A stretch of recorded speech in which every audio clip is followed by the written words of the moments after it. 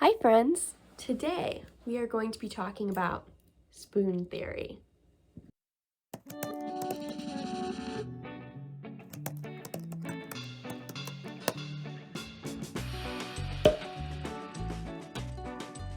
What is spoon theory?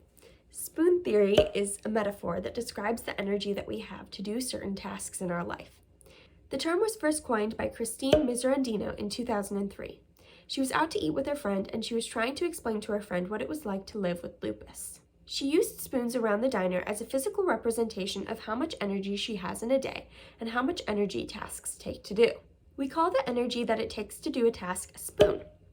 For example, self-care tasks like brushing your teeth might be only 1 spoon, but going to class might take 2 spoons, and doing something really difficult like maybe your taxes might cost 5 spoons or 8 spoons. The amount of spoons it takes to do a task is different for each person, and each person starts the day with a different amount of spoons. For me, getting dressed might be really easy, but for someone else, initiating the task or completing it might take a lot of energy. Someone who's disabled or chronically ill may start the day with less spoons than somebody who's not disabled or chronically ill. The important thing is that nobody can tell you how much energy it should take to complete a task or how many spoons you should have in a day. It's completely up to the individual and how you feel. When you have a limited number of spoons, this may lead you to have to choose between activities in your life that you'd like to do. For example, after getting dressed, brushing your teeth, and eating breakfast, you may have such little energy left and so few spoons that you have to choose between cleaning your room or going to class. You don't have enough energy to do both. In the same way that you can lose spoons or give them away for doing certain tasks, you can also gain spoons for doing other kinds of tasks. These kind of tasks are tasks that give you energy. Examples might be sleeping, watching a show that you enjoy, reading a book, or sitting quietly outside. Think about activities that make you feel rested or bring you joy. These are probably activities that give you spoons. This also means that sometimes when you're low on energy, instead of just pushing through and making yourself do activities that you don't have the energy to do, sometimes you need to gain more spoons back before you're able to do those activities. What happens when you run out of spoons?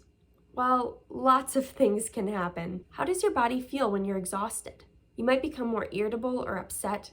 Maybe you cry out of anger or frustration. You may have a harder time controlling your emotions. And the idea of completing any more work is completely out of the question. And being exhausted doesn't go away immediately. We know that exhaustion lasts for a long period of time.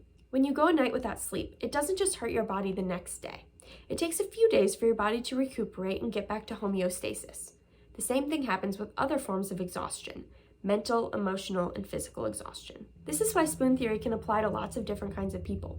People with mental illnesses, chronic illnesses, disabilities. But it can also apply to anyone because we all have to manage our energy. It might just be that people that are ill have to think more about and be more conservative with the energy that they have. How many spoons do you feel like you have right now? What things led you to have the amount of spoons that you do? And how can you use spoon theory in your life to help manage your energy? I hope that you take some time to think about these questions, and I'll see you next time in the next video in the series, Autism and Anna.